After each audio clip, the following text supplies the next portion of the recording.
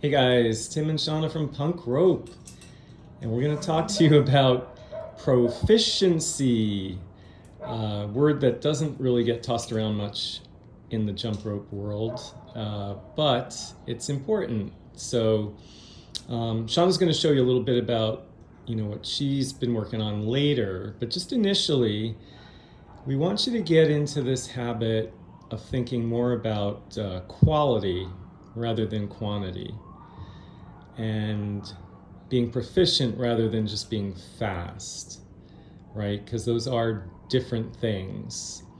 And I think sometimes people rush to move on to more advanced steps when they haven't really nailed down the basics. So we wanted to lay out a little structure for you and a protocol and really just some concepts that we thought could be helpful as you progress on your jump rope journey. Okay, so Shauna's got her 5mm punk rope, red. I think red's coming back actually. So My favorite. yeah, you guys will have a chance to get a red rope. And so there are a few, I guess, guidelines to think about, right? So one would be, what does proficiency even mean?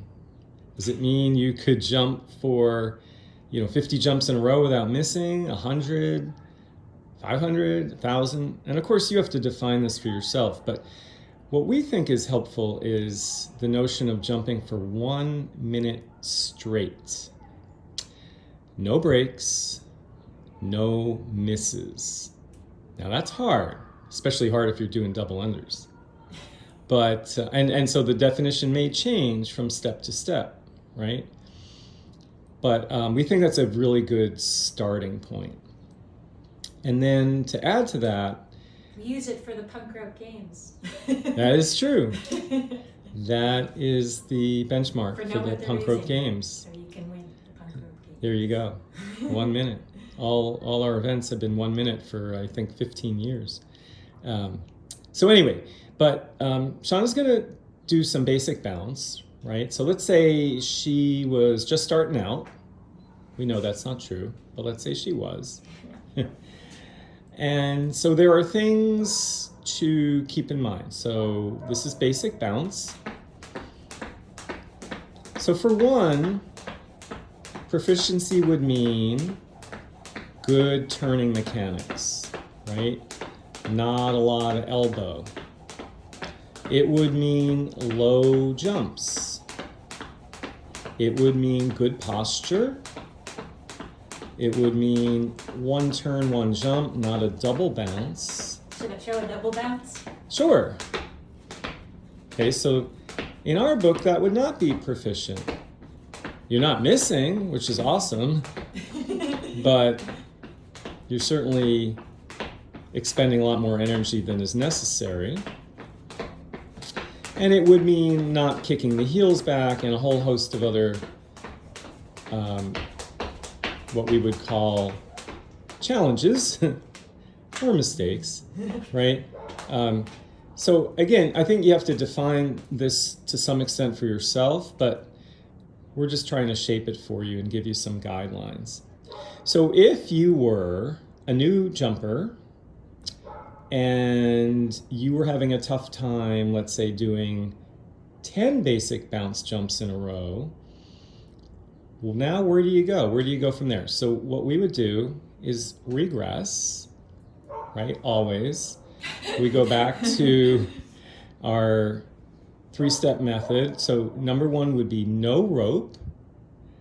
And you could jump either in front of a mirror with no rope or with a coach or with a friend and have them give you feedback, or have someone take video of you so you can get your own feedback.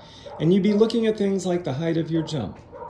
You would be looking at things like, are your knees collapsing in when you land? Don't want that. Where are your elbows? What do your wrists look like? How's your posture? Right? What's your speed? Now, I said earlier, speed's not paramount, but on the other hand, we don't want to go too slow. And so Sean and I were talking earlier that probably somewhere in the vicinity of 60 to 80 jumps in 30 seconds. So 120 to 160 in a minute for the basic bounce is a nice target to shoot for. Okay, so now you've done your jumps with no rope, and so now you're picking up your rope. Why do you do that? Proves that you don't need to kick your heels back or jump high. You know you can. Yeah, so without the rope, most of you are gonna be fine. But now we pick up the rope. We pick it up with both handles in one hand, usually the dominant hand first. And now we work on our windmill swing.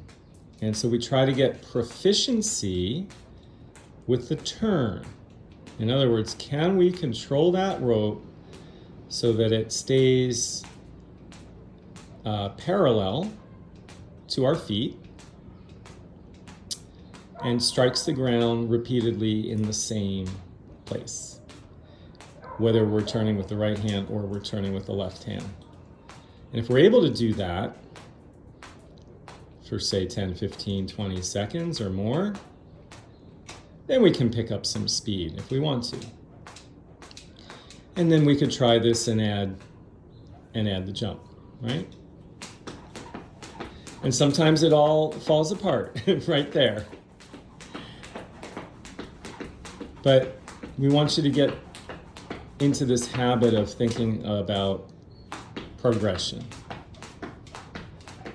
Not biting off more than you can chew right off the bat. Okay, so assuming that all goes well, you would untangle and now step 3, you would try to jump through the rope. And once again, you might have someone videotape you or a friend watch or a coach watch. And then you could play that back, dissect it, analyze, and see what needs improvement. Most often it's the turning. You want to match your turning speed to what your average jump is. Like, some people jump higher just naturally. I'm not one of them. I jump very low. Yeah. The one advantage is that is good for rope jumping. It is. But you do turn quicker the lower you jump, because it's got to match. It's got to match, right? So yeah, if you're jumping higher, you're going to turn slower. You're jumping lower, you're going to turn faster. And then within that, there's quite a range. So Shauna wanted to share something that she's working on, just so you can see how she would go about improving her proficiency. And again, this is really, it's just a template, guys, for whatever you're working on. Just a way of thinking about rope jumping. But you could also think about any other athletic endeavor in this manner. So I guess Shauna's been working a little more on some crosses. Continuous crosses is my Achilles. I get better at double unders. And to alternate which arm. Having a very dominant right arm to try to stay balanced with the amount of force on either side is difficult. Yeah, it is. Actually, it affects how I run too. It's there's kind of, even walking sometimes. Bump into the anyway. So, and then not getting fatigued. So I could tell myself, I want to try to do 10 in a row. I think I can do that. But if I start to get fatigued, I'm going to stop and put a jump in between to not interrupt the flow. I failed at what I wanted to do, but I didn't miss. Right. So that is something. Once you have your base, that's why here at punk rope, you always want to get good singles, because you can, whatever you're doing, whatever step, if you get tired, you just go back to doing your single, and you don't have to stop unless you want to.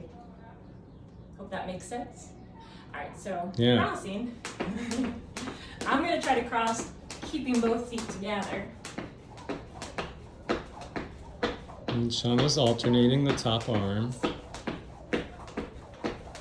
I think this is 10. All right. Yeah. I gotta make 10. There you go. So that was 10. So I think Shauna made some really, really important points, right? So first, one wasn't so explicit, but it's picking a number that you know, or you're pretty confident you can do with quality, without undue fatigue, and hopefully without missing. But every day is different, so if she was out of breath or felt like her form was starting to falter, she might revert to a side swing or a single or something less strenuous. Or doing the one, one, one, see what's going on. Yeah. Or I go and stretch my shoulder. Yeah, right. And so, right, exactly. So some of you are rehabbing from either, could be injury, surgery, or just Life. general, life. It could just be life, so don't put so much pressure on yourselves. But this is a good thing, I think, to write out, as you're progressing. Think about what you want to accomplish, come up with a plan, decide. Smart goals. Smart goals, yeah. Specific. Decide what Measurable. proficiency is Was it team? for you. Realistic, and so on and so forth. Done in a certain amount You of guys time. know the drill. All right, we've babbled on too long, but if you found this helpful, please give it a thumbs up. Feel free to subscribe, and if you have any questions, jot them down in the comments below, and we will answer them as soon as possible. All right, guys, we'll see you next time. Take care now. Bye-bye.